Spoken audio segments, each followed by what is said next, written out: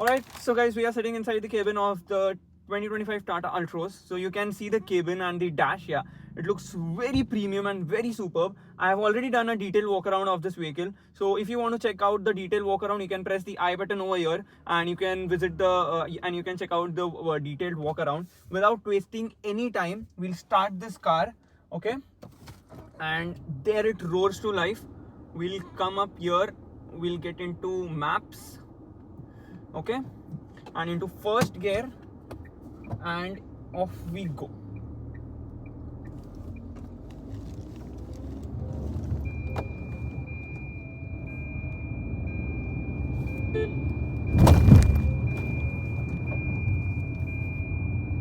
And you can see this. Yes, this is powered with a 1.2 liter 3-cylinder Revitron petrol engine, and it is also offered with a 1.5 diesel, which makes it really beautiful to drive. And yeah, the diesel is a 4-cylinder engine and the petrol is a 3-cylinder engine, and it is also offered in a petrol CNG, and we are currently driving the petrol CNG variant today. Yes, we are driving the petrol CNG today, and the CNG is also very good, and we are coming up into city roads to check out the city drivability of this car, which is definitely again on a very decent side. So let me just quickly start up with the engine. So you can you get the 1.2 liter Revitron petrol, and the only petrol engine produces 81 bhp of power and 115 Nm of torque, and the CNG petrol produces 73.5 bhp and around 103 Nm of torque. Okay, so the power figures on paper look a bit slow, and yeah, the engine power is not that punchy, or the performance is not that punchy. The performance is pretty linear over here, and the performance is pretty linear on this car, which makes it a decent car to drive in city and even in highways. So, which is a very good thing. And if you get the diesel, how is the diesel to drive? It literally is the diesel is literally a gem to drive, because the diesel doesn't feel like it's a diesel engine, because it is really refined. The clutch is also on a lighter side. It has a very beautiful lower end grunt for the diesel engine, and I would suggest, if you have a long running, like you have a daily long running, so you should definitely opt for the diesel, because it is more fuel efficient and it is more fun to drive than the petrol or than the petrol CNG, because it kind of struggles over here due to the 3-cylinder. A 4-cylinder engine is what Tata should offer for the Altroz, because the competitors definitely get the 4-cylinder engine, which is more refined and more good to operate. Like, it competes with the Hyundai i20 and the Maruti Suzuki Baleno. So yeah, there it struggles a bit, and there are a bit of vibrations. It can be felt on the accelerator pedal, it can be felt on dash, it can be also felt on the gear lever and also on the steering wheel when you go push the throttle a bit hard, or you go hard on throttle.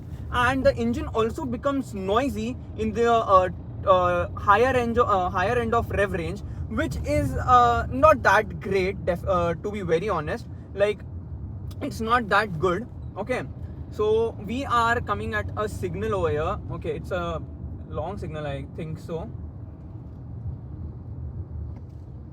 Yeah, it's a long signal, so we have to be a bit patient over here now.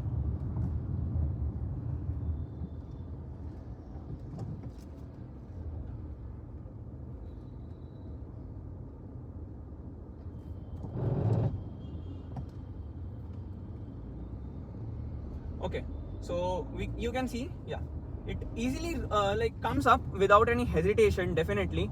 But the gearing is on a shorter side, so you need to literally play with the gearbox every single time. You need to shift, you need to do the upshifts, you need to do the downshifts in order to make this vehicle run. So, which is kind of disappointing. Taller gearing should be have offered on this car. Okay, we are at hot. Okay, so we are out of the traffic. So coming back to the video, so yeah, I was talking about the gearing. So the gearing is on a shorter side, which makes it like a bit disappointing. You need to literally play with the gearbox. And if I go hard on throttle, I need to make a quick downshift, and see, I have literally pressed the entire accelerator, yet this car won't move, and the acceleration is very slow, the power delivery is very slow, and it is not that punchy enough, which makes it not a good engine. Definitely, like, I'm not complaining that the engine is not good, but yeah, it could be better, it could be a lot more better. And if I talk about the steering, it is just a bliss. Like, I literally love the steering wheel on this Tata Altroz because it has everything you need. Like, it has the decent amount of feel, the feel and feedback is just amazing and on point, and you can literally be very joyful, and you will be really happy driving this car due to the steering wheel. Because of the steering wheel, the handling also improves for this vehicle, which is again a very good touch. And you can see we are in bumper to bumper traffic. It doesn't struggle. Due to short gearings, you need to literally shift the gears very early, like literally very early. And due to CNG, the performance has definitely dropped down very much. Like, the performance drop can be felt very much performance drop can be felt due to the CNG. Like, the petrol engine yet feels a bit decent, but I would suggest you should go for the diesel engine. And talking about everything other, talking about the chassis, that Tata has been saying that they have added more strong materials or strong metals to the chassis to make it stronger and to make it good. So yeah, that's even a point. So in the way of build quality, yeah, it won't struggle or it won't complain. But yeah, I think the engine could be a much better, like a better engine could be a good choice for the 2025 Tata Altroz. And the most important thing happens to be that it took 5 years to the company to give it a facelift. Yeah, it is a facelift and not even an update. So the engine remains the same. And that's the thing. Like, it took 5 years, and yeah, the interior has been changed, the exterior has been changed. You can see the beautiful infotainment screen over here. You have ambient lighting, you have this new segment, and the CNG button has been positioned over here. So you just need to press this and it will come out of CNG and it will switch to the petrol mode. And average figures are also decent for this vehicle. And talking about the gearbox option for the petrol, it is just insane. Like, there are 3 gearbox option on offer for the petrol. It comes with a 5-speed manual, it comes with a AMT, and it also comes with a DCA, a dual clutch automatic, which somehow feels like a AMT. I don't know why Tata Motors are offering the DCA, but yeah, it's good. The DCA is also good, no doubt in that. But yeah, it definitely acts like a AMT when you drive it. So yeah, that's one thing. And you can see we are in heavy traffic over here, but yet this car is not struggling due to the beautiful steering wheel and the beautiful handling it has to offer. And I guess we won't cross the signal again. Yeah, and I guess, yes, I'm very pretty sure that we won't cross the signal again. We'll have to wait for 49 seconds again. And I was talking about the 3 gearbox options for the petrol.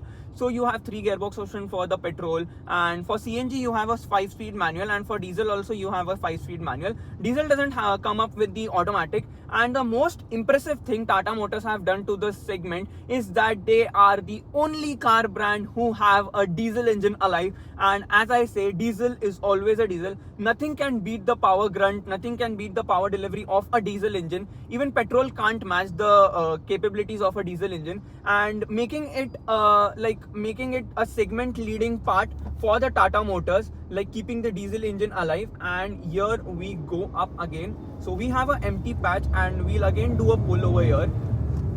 Yeah, like I'm saying the engine doesn't perform that beautifully well जैसे उसे perform करना चाहिए due to the CNG, I think so, but I don't know. And why this guy is standing over here?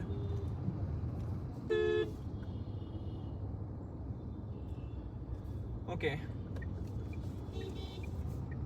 and you can see you have a rear view monitor over here too, which gives it a very beautiful view. We need to filter out through traffic, and filtering out to traffic is not an issue for this car because of the beautiful and agileness it has and the wonderful nimble handling again. And again we are hard on gas. I'm pressing the full accelerator, but yet this engine will struggle, and as I said, the engine becomes a bit noisy, which brings me to talk about the NVH levels. The NVH levels are decently designed and decently well composed. Like the road noise is not that audible inside the cabin. The cabin is kind of silent, but as you go hard on throttle, the engine noise can be felt very beautifully well. Not beautifully well, but yeah, very much the engine noise can be felt for this vehicle, which is again disappointing thing on the Tata Altroz, definitely. And talking about the suspension feels very good over here. Like it is in the segment, it has the best suspension setup, like literally the best suspension setup, because it is like a proper combination of what you exactly need in a suspension. Like it is very, very, very well composed. It literally soaks up every pothole and every rough patches. It won't make you feel any of the rough patch or any of the potholes. That is the level at which Tata Motors have designed the suspension for this car, which makes the stability and the handling very, very, very amazing and very joyful, definitely. Okay, so we are onto the highway, and here you can see I am going to test the Tata Altroz on the highway and let you know how this feels like. What is the power delivery, how's the punch, and how is it to drive on the highway. So without wasting any time, the car is turned on, we are into first gear, handbrake down, and here we go. It wheel spins a bit. Like the power delivery is decent. I'm not saying that it is punchy. The power delivery is definitely decent, on a decent side. And I'll take it aside over here, and you can see, yeah, the engine, as I said, the engine becomes a lot more noisy on the higher end of the rev range. You can feel the engine noise inside the cabin, but the best part of the highway drive is that the suspension setup is just a bliss. Just amazing suspension setup on offer, as I literally complimented the suspension setup even in the city drive. On the highway, the suspensions become more stiff to give it a very balanced ride, and somehow it drives really glued to the road. It doesn't flicker out here and there. It literally drives in a straight path, and it is literally very sharp with its handling. And across the corners also, this vehicle corners itself very wonderfully well. I literally love the handling on the Tata Altroz, and the only drawback what I feel is the engine, as I mentioned it in the city drive also. The engine could be a bit more punchy, bit more refined. We should get the 4-cylinder. I'm telling this 1,000 times in this video, but yeah, we should get the 4-cylinder. We literally deserve a 4-cylinder engine from the Tata, and which will make Tata Altroz more attractive and more punchy.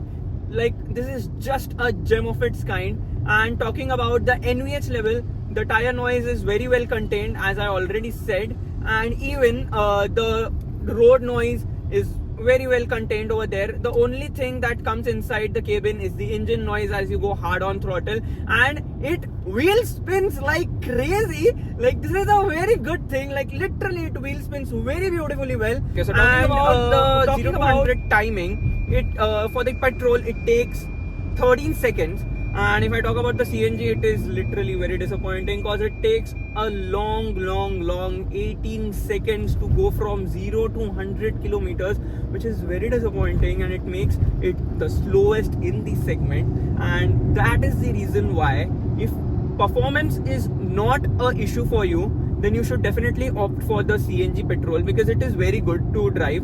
Currently I am driving the CNG petrol itself. It is good to drive. Power delivery is decent. A bit of power lag can be felt due to the CNG, and we are into 4th gear.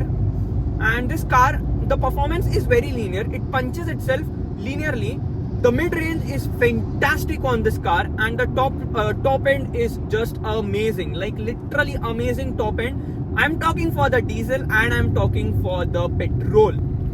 Okay, I'm not talking for the petrol CNG, Petrol CNG top end, it struggles a bit in the top end, but yeah, it does the job done. And if you are looking forward pure performance and mileage and drivability, you should definitely opt for the diesel. The 1.5 diesel is just insane to drive. It is so amazing, so joyful. Like, you will be engaged driving that car, and without any lethargic feeling, you will keep on driving that car. And if you are looking for decent amount of power and decent amount of fuel efficiency, you can opt for the petrol. And this is like and this brings me to the conclusion of the video, and the conclusion comes up like, it is a wonderful family car, a wonderful family hatchback. Literally, it has a lot of tech on offer. The interior feels premium, the design is very sporty, very sharp, the handling is crisp, and the handling is crisp due to the high strength materials used in the chassis, and the chassis is literally on a stiffer side, which gives it a beautiful handling on offer.